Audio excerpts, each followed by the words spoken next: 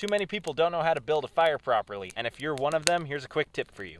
If the ground's a bit damp like it is here, lay down a few pieces of firewood to make a platform to start your fire on. That'll help it a lot so it's not absorbing moisture from the ground when it's trying to start up. Instead of relying on a bunch of lighter fluid to light this larger fuel, just bring a small hatchet every time you go camping and process some of it smaller. I can process it right on this platform, starting with the axe right here. I can give it a couple taps to seat the axe, and then I can move my hand out of the way and split it through. You can also set your piece of firewood on the platform like this with the axe against it to chop it in a way where the axe can't slip.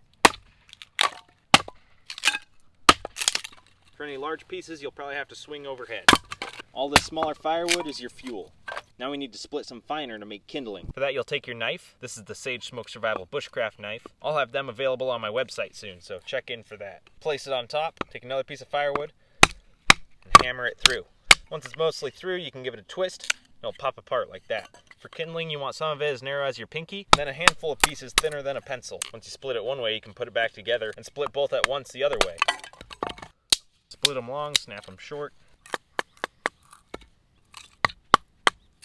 That should be all the kindling we need.